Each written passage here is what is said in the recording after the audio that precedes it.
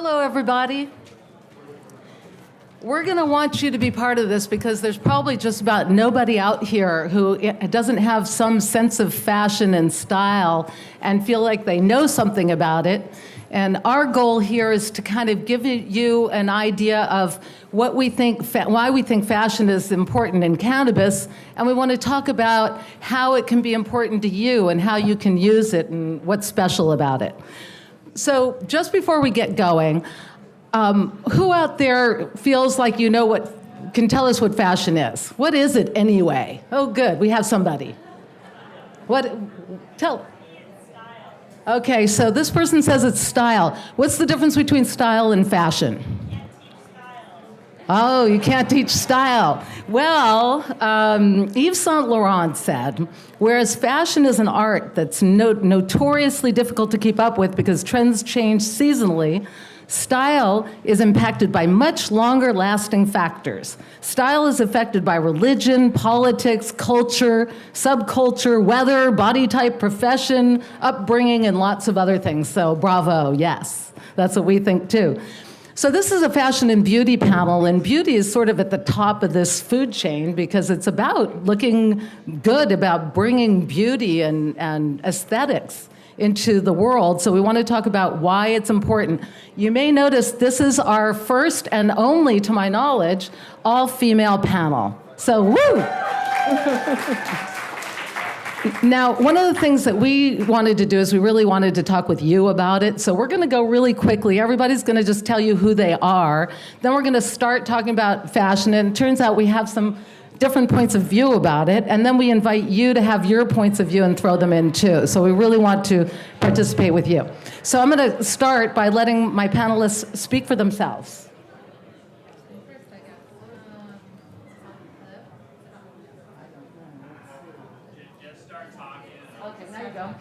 Hi, my name is Deborah Lindquist. I'm an eco-conscious clothing designer. I've been in business for 35 years next month, and I work with a combination of organic, sustainable, and recycled materials. So the reason I'm here is I am working with vintage cashmere and vintage leather, and I applique different kind of iconic symbols on these things. But I've decided a few years ago that the hemp leaf was pretty, so I started to applique my leaves on my cashmere. So I also work with other kinds of fabrics like the sustainables, modal, and my very, very favorite sustainable fabric is hemp. I started working with that in around 2004. I put it on the runway when Mercedes-Benz and Smashbox were partners in LA Fashion Week. And I ended up putting a hemp wedding dress at the end of that runway show, which ended up in the USA Today newspaper in a story about industrial hemp. So here's my wedding dress on my model at the finale of my fashion show in this industrial hemp article. I think that was about 2005. So I've been in this for a long time. My mission is to really inspire people to care about the environment. I'm really concerned about the planet and the people who live on it, and my business is focused on sustainability for that reason. Hey guys. Hello? Is it working now? I think this one's working now. Yeah, thank you. Hey guys, I'm Brandi, and I am from Canada. I'm here from Toronto, and I'm the founder of Evio Beauty. We have been around now for 5 years. We are a non-cannabis company, if that makes any sense. So I started the company with a mission to break stigmas and create a more conscious future. And that was so important to me when I started the company because I started the company while living in a woman's shelter. So you can imagine my life is drastically different 5 years later. And recently I just sold a part of the company to Aurora. So there are partners in the cannabis sector. And cannabis is just a tool in our vast tool belt to create a more conscious future, which is why I say we're not a cannabis company. There were 4 main pillars that I was focusing on in creating a more conscious future, and it just so happened that cannabis was a tool that addressed all of those. If it was lavender that could address all of those, I would be in a very different room right now. But those 4 pillars were social justice, which I think is a huge, huge, huge component of cannabis that is often not spoken about enough. And another one is the excess use of animal byproducts in cosmetics is huge. Also the excess use of plastics. And then also transparency in the cosmetic world as well. I'm actually watching somebody put on their lip gloss right now. Do you know what's in that? Oh, good. But it's often a challenge in cosmetics that you're unsure of what's in it. So being from Canada, you just heard them talk about, the man who was up previously talk about the regulations and how you literally have to put on a marshmallow suit before you go in. You know who's scanning in and out. You know who touched that plant. You know every single thing about that. And that provides a lot of transparency to non-cannabis consumers who really, the consumer of Evio Beauty are not cannabis consumers. In fact, most of them are not for it yet. So we were addressing that as well. And then towards the planet, we were actually able to reduce the use of plastic by 45% by reinforcing our plastic with hemp fibers. So cannabis is just a tool that we use, but we are not a cannabis company. And we really lean on our partners at Aurora and others in the industry to be the experts in that area. And we just provide a new platform through our mass distribution in Canada, the US, Australia, and the EU as well. And we're partners with Sephora as well. So it certainly gives us a different type of consumer to introduce them to the magic of cannabis that isn't in the capacity of smoking. Hello. Hi. My name is Elisa Marquez, stage name Miss Marquez. I'm a burlesque performer, and I'm the artistic director of a show called Marijuana Madness.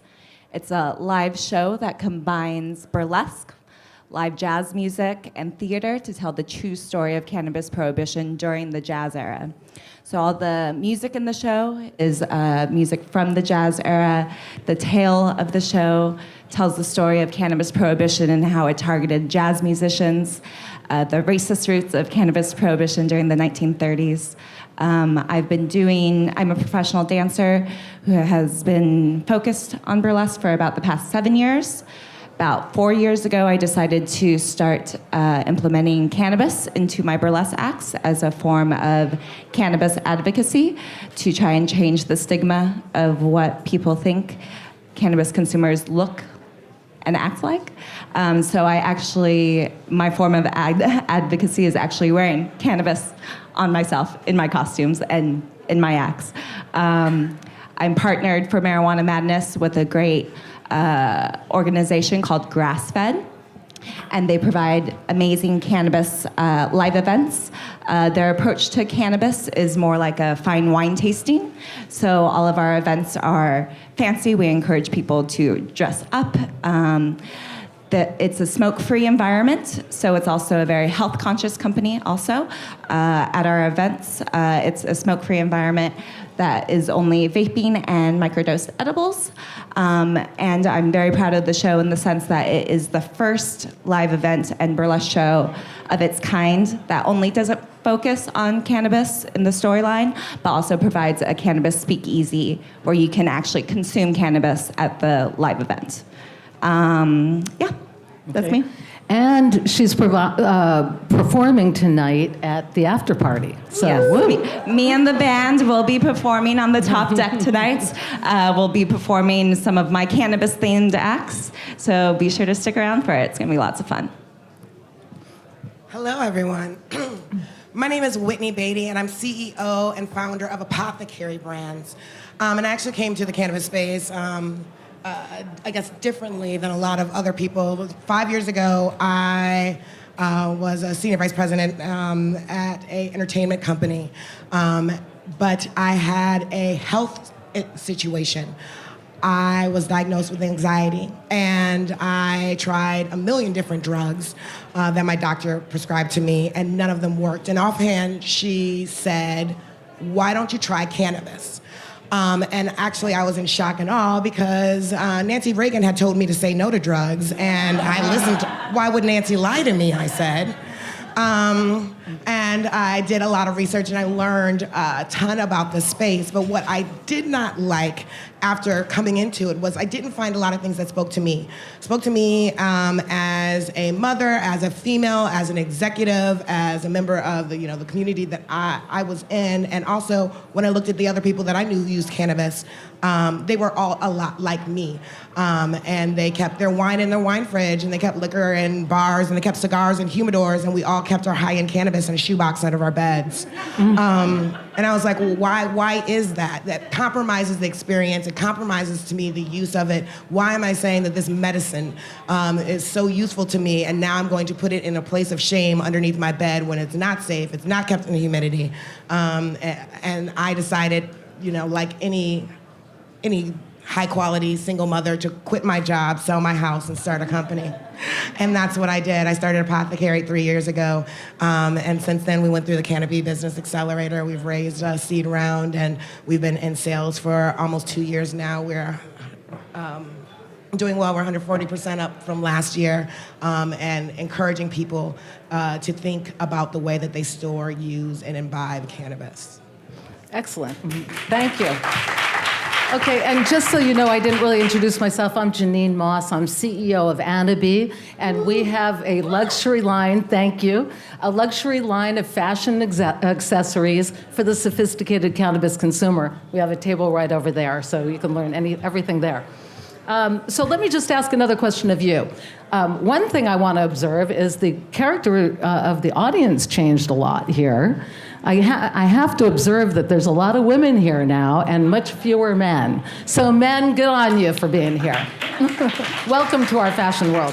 Let me ask you, how many people in here are thinking about, I have a business and I might, I've got to up-level it, want to pull in fashion. How many are interested in that? Okay, nobody. Practically a couple people. Good on you. Are there any investors in this room? Well, what do you want to figure out how to fly your freak flag better? So all of those things. Any other thoughts out there? Just shout them out. Things you'd like us to make sure that we cover that you're interested in about fashion. Okay, it's on us then. All right, I'm going to kick it off with a question, but honestly, think about it because we'd really like to talk with you about how we can be helpful to you. And so my first question, is we heard a lot about how cannabis came into businesses. There were businesses and now they've incorporated cannabis, but how can fashion influence cannabis and the cannabis industry? Is it important? Is it not important? Should we be thinking about it? What do you think? Let's start with ask each of our panelists how they think fashion can help us in moving this industry forward. Okay, fashion can help move this industry forward by, people embracing. I think from my point of view, I'm working with hemp. So in the very beginning, when I first started working with hemp, journalists would say things like, well, how can you be making sexy clothes out of hemp when it's kind of scratchy and shapeless garments and boring kind of clothes? And I was making bustiers, and I have a kind of burlesque connection with Miss Marquez. I was doing pussycat dolls, so I was doing their costumes. And I took I was doing bustiers before I did them for pussycat dolls, but I started putting my hemp into bustiers, like in a wedding dress kind of theme. So they were so confused at first and just didn't know what to do with me. And they decided, well, we'll call you the sexy eco-designer, which was fine with me instead of the dumpy, eco-designer. So it's kind of, there's a stigma to how this material could be used, for instance. I'm not familiar with it. Well, gee, look at how drapey and lovely and sensual this fabric is. In terms of really wearing the leaf, which I've put on things, some people are a little afraid of it because they don't want to be stigmatized. But I think it's a pretty leaf, and I applique flowers on things, and it's just another leaf. I like maple leaves, too, and palm leaves. So, as a plant, I think it's a great plant. It has so many uses, from the industrial point of view of hemp and to the cannabis point of view for medicine and so on. So does that answer your question? Sure, for now. Okay. So again, how can fashion help us move this industry forward? Fashion and style, and a focus on that. So I think that it's, in my opinion, I think my answer kind of crosses over just fashion and beauty and style, but I think cannabis is really similar to Uber in a way. If you would have said to me, 10 years ago, hey B, you're gonna get in the back of an unmarked car with a man driving, you're not gonna talk to him, he's gonna take you to where you wanna go, just trust him. I'd be like, no, not. I'm not getting in the back of that man's car. But today, I took an Uber here, and anytime I'm in Vancouver, which is the only city on the planet that doesn't have Uber, I don't know what to do with myself. It's hard to live without Uber now. And I think that it's very similar with cannabis as well. So from our perspective, we actually did a survey in April in the US, and it was between Sephora. We were part of their Accelerate, and so we did a survey with 2,000 Sephora consumers, and we asked them, is it important to you to reduce the use of plastic? Is it important to you to reduce the use of animal byproducts and animal testing? And is it important to you to have transparency in your ingredients? And across the board, everybody said yes. But then when we said, would you have cannabis in your products? Across the board, the majority of people said, hell no.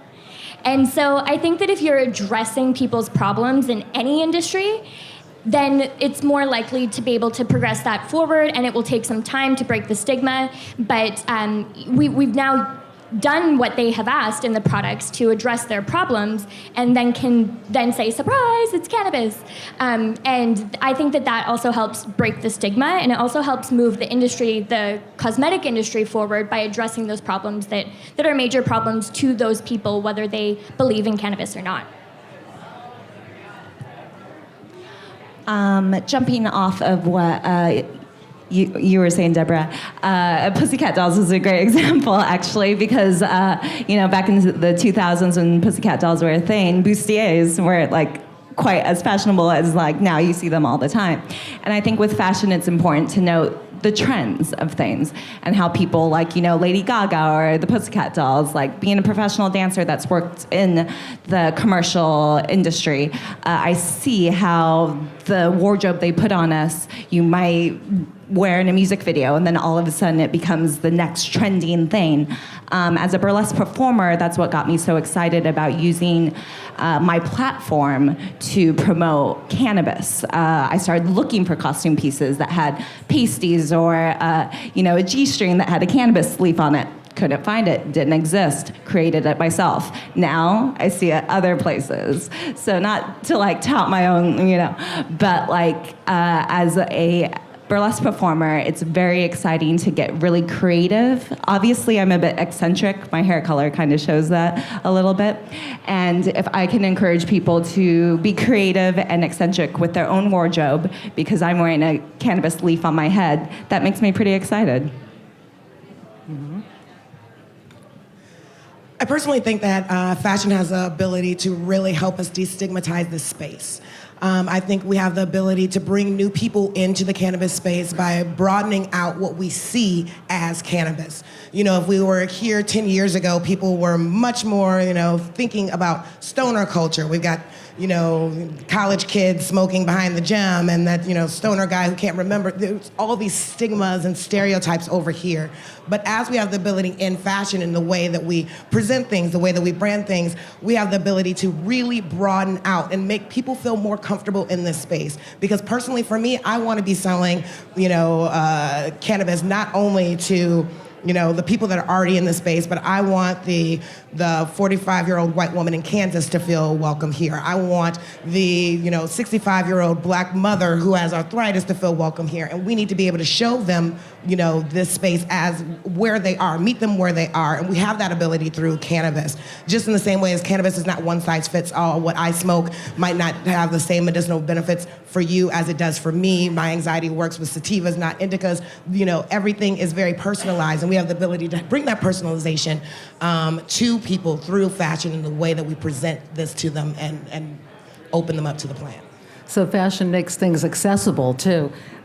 So one of the things I believe from what you were all saying is, fashion's been democratized.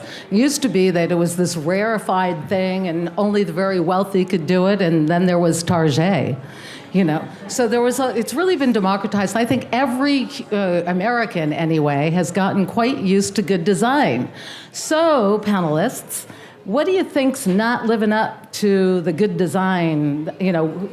Where are we in the evolution, whether it's cannabis packaging, the design of the products, the consumers, where are we, where do we need to go?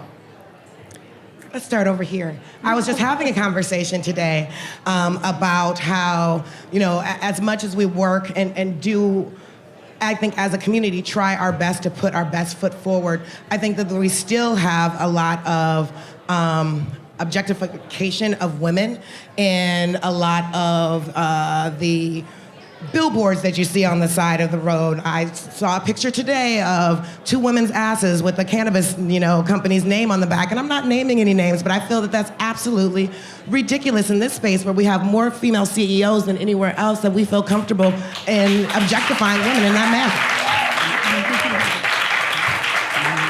When we're talking about women being one of the fastest growing groups coming into this space, that's how you want to welcome them in. And all the people who said, we're scared of cannabis, and this is what we're showing them. I think that, as a community, it's our job to be able to stand up and say, that's not what we want to stand for. And I understand that there's a range that, just like there's pop-off and Grey Goose, that there are going to be brands that fall between the range, but I just think that that is just unnecessary. And people have to stand up and say so. Or we end up with more of that. So there's the objectification of women, which we pretty much object to because we all clap. But what about the other things like stoners and big joints and, what do you think about what else you're seeing?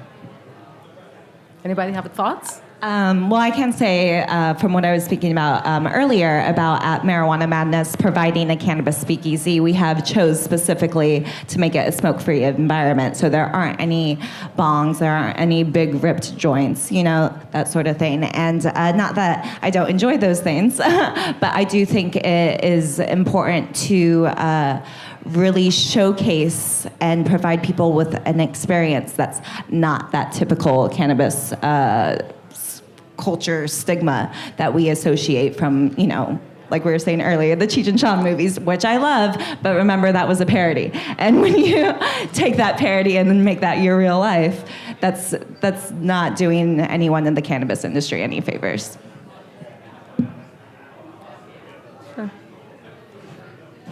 So I wish that we could say the same in Canada. It is very rare, actually, that we have female CEOs or female director roles in cannabis in Canada, which is interesting because it is the country leading cannabis right now. So I do kind of understand a little bit of the sexualization of women. I don't agree with it. I don't have that opposite opinion, but I do also agree that if that there's a long way to go within that, and I think that in changing who's sitting on those boards, and not saying that it needs to be women, but it needs to be people there that are there for the right reasons.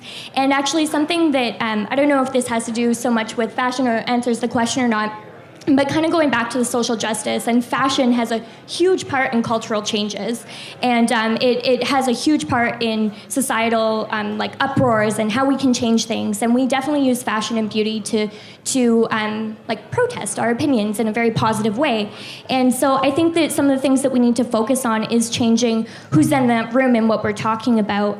One of them majorly being social justice. I'm on a panel in Toronto tomorrow morning that I'm on this panel with a man who now is a CEO of a cannabis company, which awesome, but he was also a police officer in a ranking role that put most of those people behind bars for marijuana crimes. So I think that there's an interesting aspect there to be addressed, and I think that fashion and beauty is a really cool platform to be able to I don't like the word protest because that sometimes has a negative connotation to being angry, and that's not necessarily how we progress and move forward either. But I think fashion and beauty has a really strong space because it's visual. And so I think that we need to put the people in the roles that have like positive opinions towards cultural change and societal change. And I think that's when we start to see less naked asses on billboards. Deborah, do you want to talk? Sure. Well, I'm a sustainable fashion brand, eco-conscious, and when finally there was terminology for what I'd been doing for quite a while, since 1983 actually, it was probably around 2004, and all these names for, what do we call this? We call it green, we call it sustainable, we call it eco-friendly, eco-conscious, ethical. So back then, it was about to change the world. People were jumping onto the green bandwagon like it was, the next greatest thing. Sometimes not really being true to all of it. There was greenwashing, like, oh, I'm doing this, but I'm not really doing this. So, there are many aspects to a sustainable business. It's about, the product, the materials used, the way you process that, your production methods, all comes down to carbon footprint. But the main objective is to save the planet, right? And keep our environment healthy and keep ourselves healthy as people. So in the last decade, what's taken over, something happened. We had an economic crisis, and everybody decided that, well, we're just going to buy fast fashion. So it gained a gigantic foothold with mega brands giving us options of new fashion every day in these big stores, which you probably know. There are 4 of them. I won't mention their names because we all know them. But they've taken over the world, actually. And they've created so much chaos and so much unhealthy conditions for the people who make the product, and also just for the environment in general. Because it's really true, the butterfly's wings do affect the world as a typhoon halfway around the world. Small changes bring really big results. So now, after so many businesses have been operating in the shadows for 10 years, a lot of my friends have dropped out because they couldn't make it. Retail stores have closed. So here we are back again talking about sustainability, and interestingly enough, it's involving cannabis and it's involving hemp. At least for me, I'm the brand. I'm a brand basically. So I'm really proud to say that what I do out of hemp is really high-end fashion. It's wedding. It's really feminine, sustainable, and it's not overtly. Well, it's sexy, but it's not overtly sexy. Not like those, that billboard you're talking about. I know exactly which one that is. I'm a little tired of all that. Let's be beautiful as women, and we can have all that, as part of us as well. But think about the greater picture. What are we really trying to do here? Really Can I jump in on that real quick? I liked what you just said about women are beautiful, because I think not necessarily butts are not beautiful, but it's context. And context is everything. And so what you're describing is very different than, what I do. I'm a burlesque performer. Absolutely. But it's like porn. You know it when you see it. I'm like, it's the same thing. It's the difference between the objectification and sexualization in this space. And, because when you show that without, you're not showing their face. You don't care about that person. You're not marketing to that girl. You're selling weed off the back of her ass. Yes. And that's not okay. 100%. Yeah. Exactly. I just wanted to throw that in there. What you're saying, it's not objectification of the person, because the person, when you do your burlesque, because you're the personifying. What's amazing about burlesque is it's a woman's choice, right? To utilize sexualization in her performance in a way that is parody, is comedy. What I love about burlesque is because is I get to use that sexual platform to make people reflect on their own insecurities about sex in general. And that's a big reason why I loved bringing cannabis into that too, because just like sex has a big stigma and people are very uncomfortable with it, and nudity and that sort of thing, so are people really uncomfortable with cannabis. But yeah, I totally agree with you guys on all the objectification. I just want to throw out there, butts are beautiful in the right context. So we've heard about social justice, ecological sensitivity. We've heard about gender parity, and there's a movie. Have you all heard about the Women of Weed? Mary Jane's The Women of Weed movie. So what's great about that, I'm in that movie, short little piece. What's great about that movie is that she set out to find out whether women in the industry had these things in mind. And you guys clearly all have those things in mind. And so maybe it's a new industry because women have such a leadership position in cannabis now. Maybe we have an opportunity to create a new industry that has those kinds of sensibilities. So my question then is, if we do have that opportunity, how do we make it real? What do we have to do to keep this going? I am really eager to answer that question. We need more men in these seats.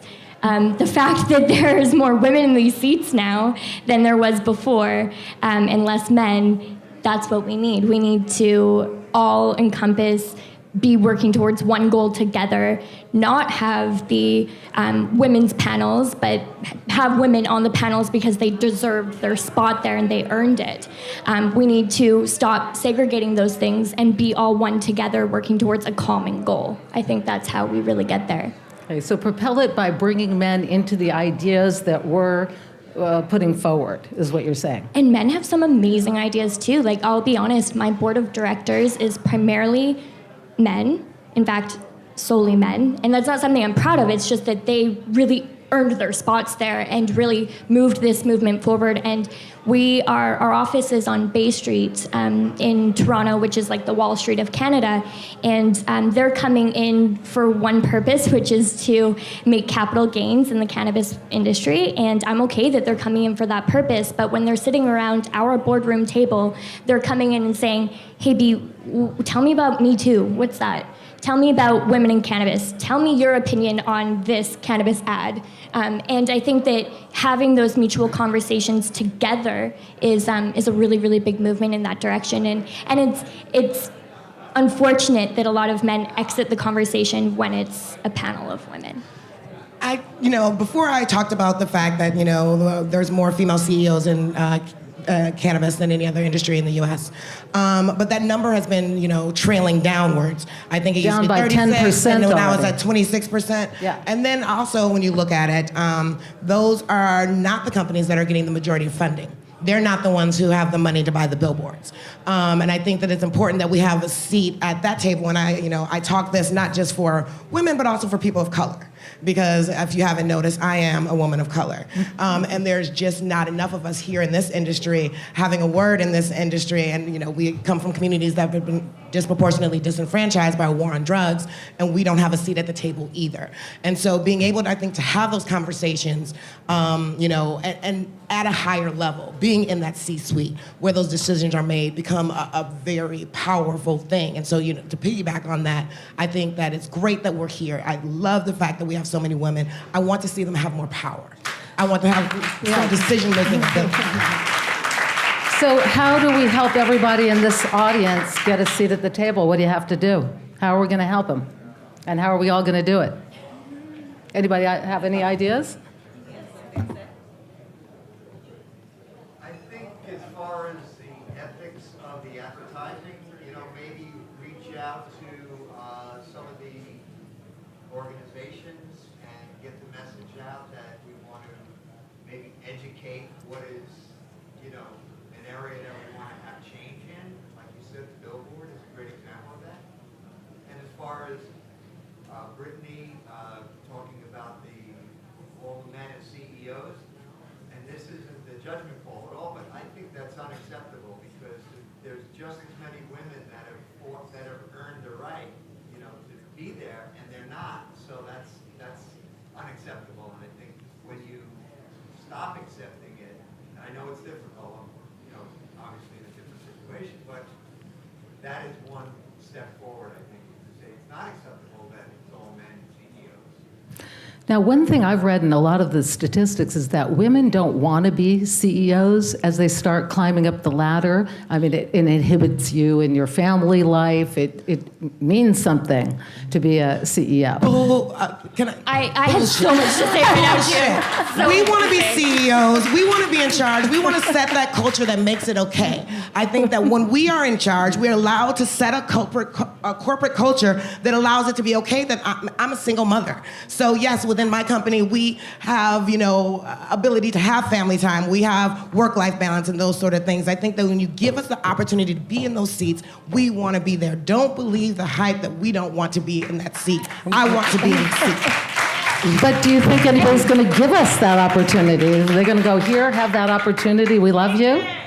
Exactly. I took it. I sold my house and I started the company. I'm like, I'll be a CEO by myself until I get the team behind me. It took me a while to be able to get there, but I raised every penny of that first seed round in order for us to get us off the ground. And I continue to go out there and pound out the pavement. Doesn't make it easy. I'm raising a bridge round right now. But is it worth it? Every damn day. Because I get to set these, these standards. And I get to be the company that I think should be there. And I get to show the imagery that is diverse and shows fashion and shows people of all walks of life using cannabis in a way that I think is responsible and medicinal. And so that's the powerful benefit of being there. How many people want to do that? Create companies that have these kinds of policies. Walk on, Whitney. But I think we also have to, I don't want to be the most unliked person on the panel, but we have to make a point too that women have had less time in business. And I mean, I am a feminist to the most. I started my company while living in a shelter there due to domestic violence. I know the sacrifice and what it takes to start from nothing, $15 and raising money and selling part of my company to Aurora, which is male CEOs. And they actually, what they did, and this is why the men are in those positions right now, is because they recognize their privilege.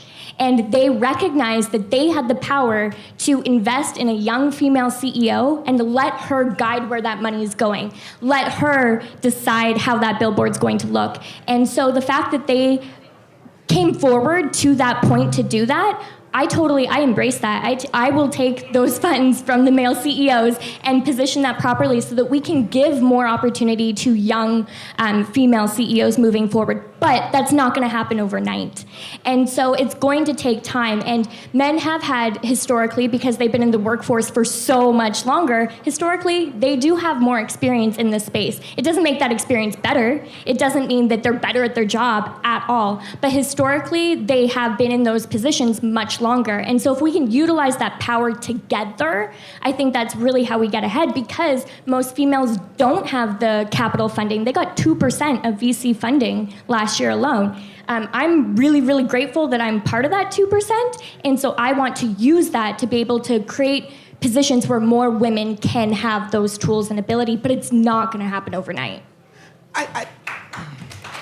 I'm glad you brought up that number, because I think that that's, becomes the key, is why you see so many white male businesses, being able to survive and thrive, is because they're getting that funding. When women are getting 2% of venture funding and women of color are getting 0.02%. So we have to do 5 times better to get to,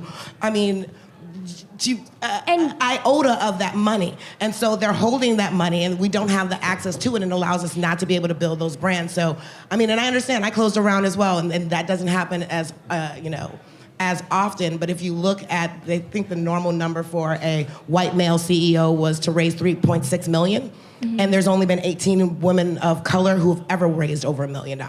So I think that you got to look at where that money is coming from as where that power play is as well. Okay. And that's going to change with badass women like this. Yeah.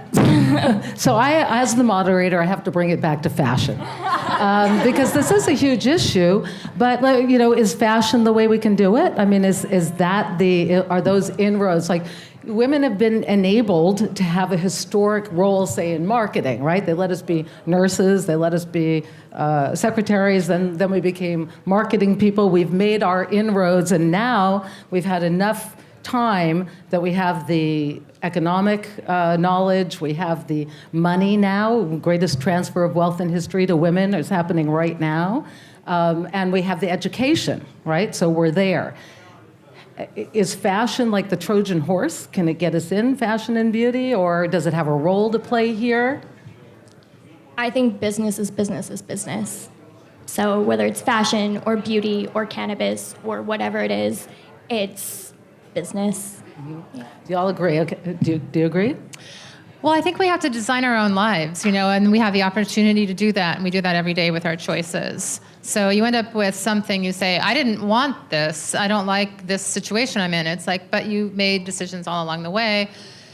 the universe provides you with the things that you say that you have. So in terms of fashion, I think that you learn to, project yourself in a way that you want to be seen. So you have choices. You can buy this, you can buy that. Make your choices carefully. Buy less and buy better is my motto. Buy from people like me, for instance. Over there, I have a booth right there. Forgot to mention. So, we have to decide that we want to, create more interest in what we're doing by, it does depend on how we look. How are you presenting yourself? How did we end up looking today when we came to this panel discussion? We dressed in a certain way because we decided we wanted to look this way. So, those are choices you make every day, and that's what fashion does. You make choices. You might try something new. You might try waist-high pants. That's scary, and then wear a belt, which I've done recently. It's, wow, that's crazy. The trends are the trends, but you can make them relate to your life by trying them out, doing the best you can with it, and having a good time with it. And it's like, it should be something somewhat fun. So this leads beautifully into my next question. It's going to be my last one before I turn it over to you. Okay, good. I'll keep mine. I just wanted to bring up that as cultivators, my partner and myself, we're thinking of actually going into the fashion industry due to the fact that we want to make a brand out of our company. And how to go about that is actually having a brand for bringing in the clothing industry to represent our cultivation, what we're producing as a brand. So I feel that it kind of goes hand in hand with the fashion industry, even the makeup. People are going to start understanding more on how marijuana is not just to get high, but we could get so many products out of this one plant. And I think that it's really important that as women, we're both in this company. We're cultivators. We're actually really excited. We're putting our team together and everything, and we're really, really excited, but we're also trying to figure out what type of material to use for our shirts.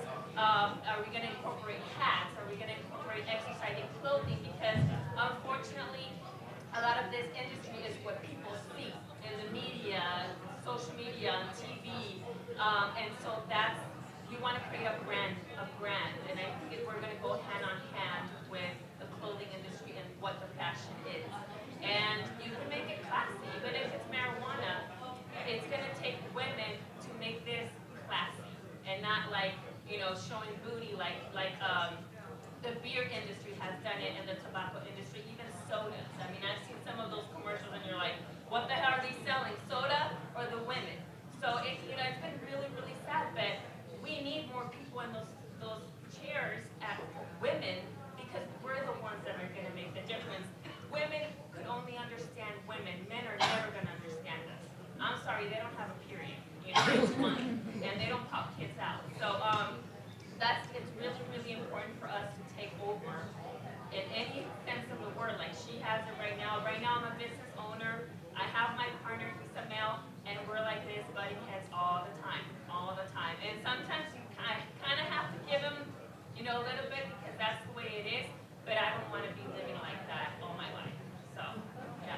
Thank you. I have one little thing to add to that. Just have to consider you're the brand. You are the brand. How do you want to look? How do you want people to see you?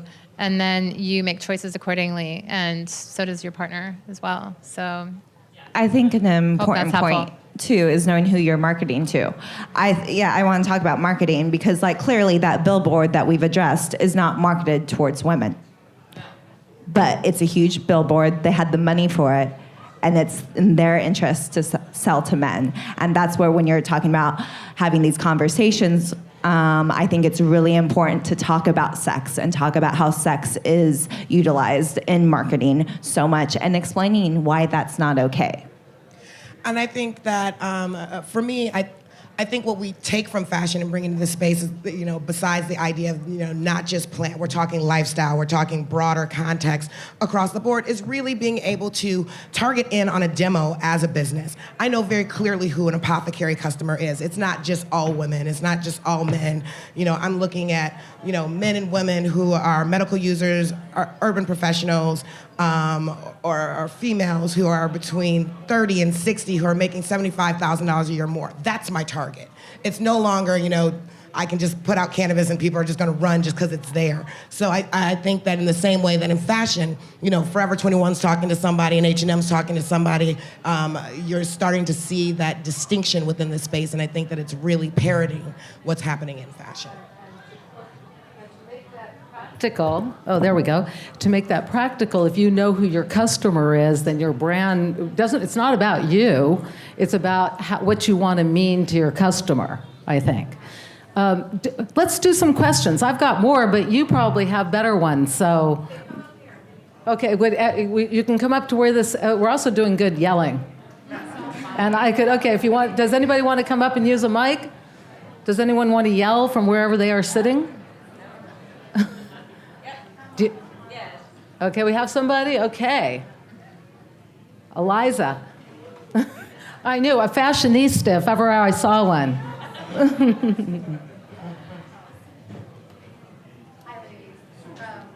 Much for hi ladies, thank you so much for all of your insight. It's really awesome actually to hear all these different perspectives. I'm just a little curious because I think sexy, like that was something that got brought up a few times, and I think sexy can be more of a state of being or an emotion that's invoked. Like I've seen your products, girl. You're killing it. But it's something that's sexy. It invokes something, right? Right? So how do you go about creating your personal brand as well as maybe you have something that you're actually selling, clothing or whatever? How do you do that without going too far? Or what do you think is too far? I think that's a great question. So apart from unless you want to jump in, okay. I also teach burlesque classes, and the brand for my burlesque classes is called Empowerment in Heels. And with that, what's very interesting is I've found that a lot of my students have been more empowered by taking sexy photos of themselves and posting it on Instagram, where, once again, it comes down to context. They feel empowered by, being a part of the burlesque showcases that I provide to my students. That's not for everyone. Not everyone wants to get up on stage and put that much sexiness out there, but that's what's so interesting about burlesque is really you can't go too far with it because it's based on your own comfort, and watching a performer embrace that and really channel that through their performance based on their own comfortability is amazing to see. So I think with each person it's different. I think we shouldn't criticize each other for posting a sexy selfie or that sort of thing, especially when you're incorporating it within your brand. As long as it's a reflection of yourself and you're embracing it, it won't, in my opinion, come off the same way as, when they're probably deciding this idea for the billboard. All right, what are we gonna do? All right, we'll get okay, yeah, all right, I've been in front of plenty of photographers. I've done plenty of shows with producers that have made me feel uncomfortable, and that's a big reason why I decided to start producing my own show. I'm not a female CEO, but the nightlife industry in LA is predominantly male. And so to be able to produce my own show, to make sure all my performers are performing in this safe environment is really fantastic. And yeah, it's sexy as hell, but we're embracing it, So I think as long as it's organic to you and you're not doing it for likes or just to sell your product, like the billboard, then you can't go too far as long as it's organic and real. I think it also goes back to who your target audience is. So it depends who and why you're building that brand. The biggest point being why you're building that brand and who you want to address within that and what your mission is. Where is that line of sexy to achieve your mission in an authentic way? Yeah, I think that's a really important thing to consider. And I would say, too, along with your audience, is who you are, right? And that's true about all brands. They're sort of entities unto themselves. But it all starts with what you care about, what your values are, and then how they're going to relate to the external world. So start here first. Next question. Hello? Okay. I believe that this was touched upon in parts, but it's a question that I'm asked a lot and have been recently. So I'm very interested to sort of get all of your take on it. But is back to the percentage, I think it's 36% of executives, female executives within this industry. And I wanted to know why each of you thought that is the case. Obviously, we know this is a new industry and more inclusive, but I wanted to, because I think you all come from such individual places that it'd be interesting to ask why you think this is the case. And let's just say that number's gone down to 27% right now. Personally, I think there's a couple of things in play there. I think that in the cannabis space right now, there's a lower barrier to entry. Not that it's, everyone knows the difficulty with regulation and license and all those things, but on my side, as an ancillary business, there's a lower barrier to entry. There's not a lot of older legacy companies that have been around, so there was more open space for me to be able to build a brand there. And so that was very beneficial and helped me want to get into the space. I think that because the industry in some ways is new, there is a lot more opportunity for females to jump in and start their own companies in the space. But I think that if you look at the numbers, it also says that a lot more of the females are on the side that don't need regulation. So we're doing consulting, we're doing ancillary side businesses. We're not as much on the plant side or on the dispensary owner side, which is why I think that those numbers can be misleading at some times. I really agree with that. I think that the numbers are misleading in a lot of ways. I know in Canada, for example, there's one publicly traded LP founded by a woman. That's it. And I think that the number is decreasing quickly. 10%, that's a huge decrease. And I think that that's happening because we're separating ourselves in some capacities. And I don't mean we as in women, I just mean in society. We, all of us, men and women, are separating ourselves and not working towards the same common goal. And also, women in these positions, we do experience a lot more challenges than, say, a man would because it is a boys' club. And so often when you come up against those challenges, you make a choice. You either exit or you continue moving forward and you figure out how you're going to move forward. And sometimes you have to sacrifice, and in fact, not sometimes, you do have to sacrifice more than your male counterparts. And that's challenging. And it actually also, there's a statistic that showed that men are based on their potential and women are based on their performance. So you have to continuously, day in and day out, outperform your male counterpart. And that's tough as shit in this industry right now because this industry is moving so quickly. It has so much capital behind it. And so to be able to compete under those conditions are difficult. And so of course some people are not going to want to keep up with that rat race, and there's no harm in that at all. But I think that it's going to get to a space where women do have more of that funding, that we're going to be able to see more women in that seat. And this is not a great thing. I think that it's, I'm not for this. It's just something that I'm observing, that a lot of that funding is going to come from men because they're currently holding those funding positions.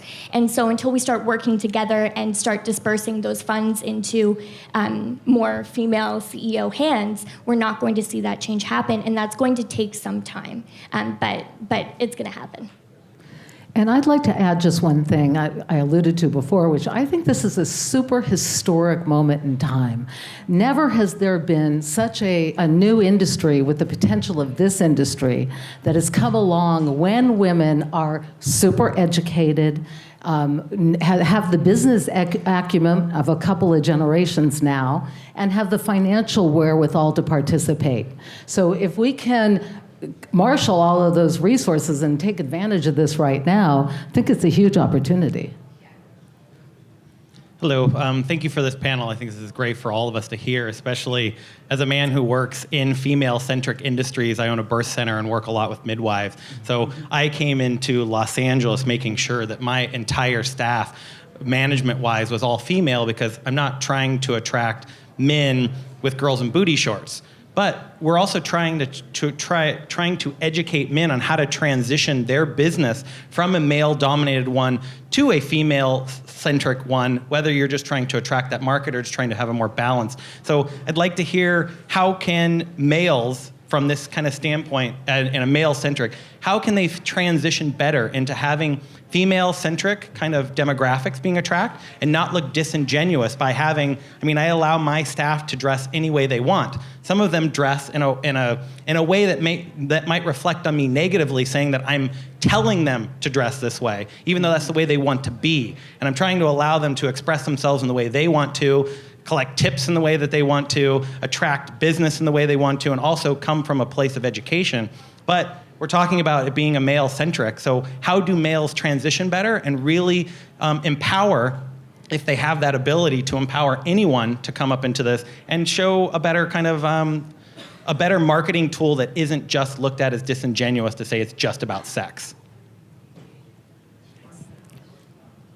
Anybody grabbing that one? Because I think it's about being true to your brand and to yourself and to your vision, and then inspiring your people to join you on that journey and defining what it is. That's my thought. I would say You came back up. Okay, go on. I would say, to make sure that you said that your staff is mostly female, but as you're talking about the advertising play that you're going out, and when you're doing your pamphlets and your leaflets and everything that's going to touch that public facing, that you have women sitting at the table with you on those things, being able to have those conversations, because there's some things that are that you'll read that are different than how I'll read it, how I'll read it as a mother, how I'll read it as a woman. And you do, I completely agree that you want to avoid the idea of tokenism or, throwing those little bits out without having a full, well-rounded idea of being a female-focused business. So I would just say make as many females welcome at that table and listen to them when they talk. That's the key.